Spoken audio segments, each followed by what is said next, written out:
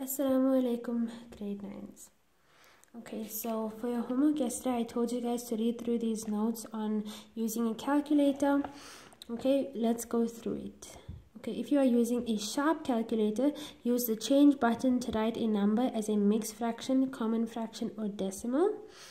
Alright, but if most of you guys are using a Casio calculator, you use the SD button to change from decimal form to fraction form. Okay, so let's take a calculate this Casio calculator. For example, if we have a decimal example, a fraction, example 1/4, right? When we say equals 2, we get 1/4. Here is our SD button. Okay, it changes it from a fraction form into a decimal. Right, similarly, if we put in 0.25 on the calculator, when we say equals 2, we get it in fraction form. You can switch it to decimal form by pressing the SD button. Okay? Right. Moving on. When you calculate with irrational numbers, your answer will always be an approximation. Right? Remember, because these are non-terminating and non-recurring decimals. Step 1, choose which rational approximation of irrational numbers you would use. For example, if your calculator does not have a pi button, you might use 3.14 or 22/7. That's an approximation because pi, this is pi, it doesn't actually end there, right? But we use this here to get the most accurate answer. So perform the calculation, round off the answer to a suitable degree of accuracy, check that your answer seems reasonable. Okay, so for example, if you look at pi, let's just see where it is. Right there is pi. If we say equals to, right, we press the SD button, it gives us 3.141592654. Right. Now, usually when calculating with irrational numbers, we will mostly round off to 2 decimal places. Okay, so in this case, we'll stop at 3.14. Okay. If the number after the 4 was above 5 or 5, we would round up to 3.15. But remember, if it's 4 or below 4, the number stays the same.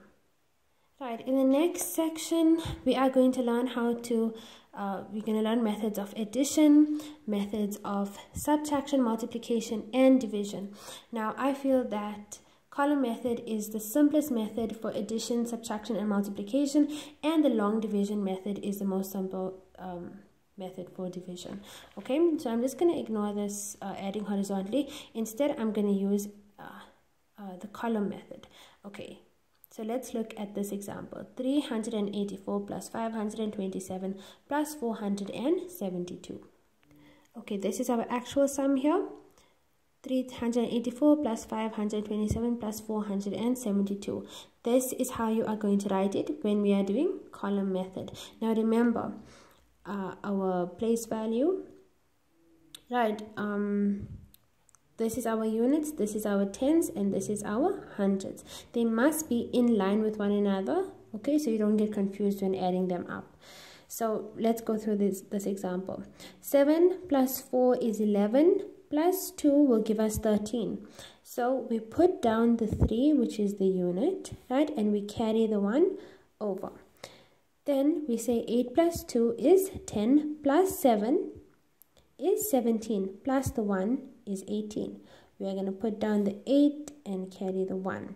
3 plus 5 is 8, plus 4 is 12, plus 1 is 13. So that is our answer, 1383, right? This is our units, tens, hundreds, and thousands. Let's move on to subtraction. By the way, learners, when we say find the sum of a specific set of numbers, that means that you add it together. In the next example, it says find the difference between 783 and 529. When we say find the difference, this means that we need to subtract the smaller number from the bigger number to find out what is the difference between the two numbers. So it goes as follows. This is how you will write it out as column in column method. Okay, so just like our addition, we start with our unit side. Okay, so we say 3 minus 9. 3 cannot minus 9, therefore we need to borrow from our tens, right? Then it's going to be 13 minus 9. 13 minus 9 is 4. Then we move on to our tens column. 7 minus 2 is 5, and 7 minus 5 is 2. And that is your answer, 254. Moving on to multiplication. The next example, it tells us, calculate 5,605 times 25. This is how you are going to write it in column method. Okay, this is how you're going to write it down. Okay, we are going to start with the units. We are first going to multiply this 5,605 by the 5, like this here. Then we are going to multiply the 5,605 by the 2. So first we are going to do the 5s. Okay, the unit here. Right. So we say 5 times 5 is going to be 25. You put down the 5 and you carry the 2. 0 times 5 is 0. Plus the 2 is going to be 2. Okay. 6 times 5 is 30. You are going to put the 0 down and carry the 3. 5 times 5 is 25, plus the 3 is 28. Then we are going to move to our tens. Okay, now because we are multiplying by the tens, we need to put a 0 here automatically. If we had a hundreds column, we would put 2 zeros when multiplying the number by the hundreds column. So because this is the tens column and 10 has only 1 0, we will put 1 0 there. Okay, then we will start with our calculation. 5 times 2 is 10. We put the 0 and carry the 1. 0 times 2 is 0, plus the 1 is 1. 6 times 2 is 12. You put the 2, carry the 1. 5 times 2 is 10, plus 1 is 11. Okay, this is actually in my 100,000s column, but I just don't have enough space there. The next step is to add the two numbers together. The number that we get here, we're going to add it together. So 5 plus 0 is 5, 2 plus 0 is 2, 0 plus 1 is 1, 8 plus 2 is 10. You put the 0, carry the 1, 2 plus 1 is 3, plus another 1 is 4, and this 1 here stands alone, there's nothing to add it to. So our answer is 140,125. Moving on to division. This example states, divide 134,880 by 240. Now, the first thing that we need to do is do a division board. I'm going to show you the format of this here. I'm going to show you how to do it. Then I'm going to show you how to do a division board. Okay, now this all applies without using a calculator, but you can use a calculator to check your answers when you are done. Okay, so learners, this is how we are going to write it out. Okay, and here is my division board. Okay, I said 240 times 2 times 3 times 4 times 5 times 6 and times 7.